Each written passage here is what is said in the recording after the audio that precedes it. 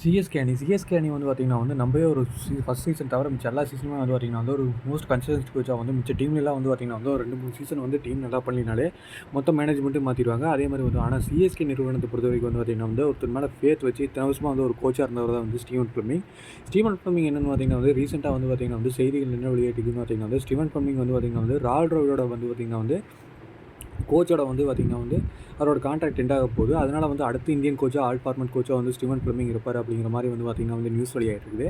இப்படி இருக்கிற வந்து பார்த்திங்கன்னா வந்து ஸ்டீவன் ஃப்ளெமிங் வந்து பார்த்திங்கன்னா வந்து இன்னும் பிசிசிஐக்கு வந்து பார்த்திங்கன்னா இன்னும் அப்ளையே பண்ணல.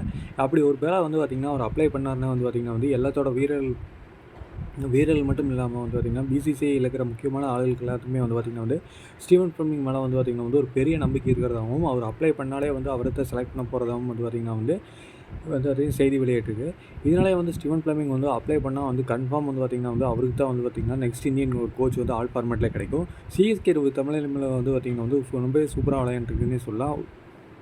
இந்த வருஷம் பிளே ஆஃப் ஆகட்டும், இதுக்கு முன்னாடி ஆகட்டும் ஒரு 5 டைம்ஸ் வந்து பார்த்திங்கன்னா வந்து கப்பு வாங்கிக்கிறாங்க.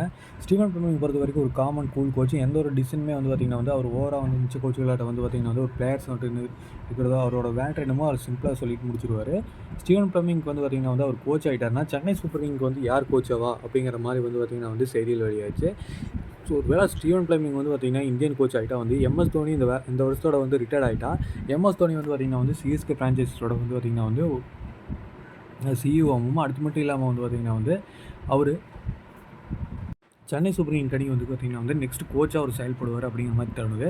2022 வந்து இந்தியாவோட வேர்ல்டு கப் அணிக்கு வந்து பார்த்திங்கன்னா ஒரு மென்டராக இருந்தார். அதே மாதிரி வந்து பார்த்திங்கன்னா வந்து இந்த வருஷம் வந்து பார்த்திங்கன்னா வந்து ஒரு பிளேயராக வந்து ரொம்பவே சூப்பராக விளையாண்டுருக்காரு. அவரோட இன்ஜுரிஸ் வந்து பார்த்திங்கன்னா வந்து அந்தளவுக்கு வந்து பார்த்திங்கன்னா வந்து அவருக்கு விளையாட கை கொடுக்கல. இதனாலே வந்து பார்த்திங்கன்னா வந்து அடுத்த வருஷம் வந்து ஸ்டீவன் ஃப்ளெமிங் இல்லைன்னா வந்து தோனி தான் கோச் ஆவார் அப்படிங்கிற மாதிரி வந்து பார்த்திங்கன்னா வந்து தோனியோட புது ரோல் பார்க்கலாம்.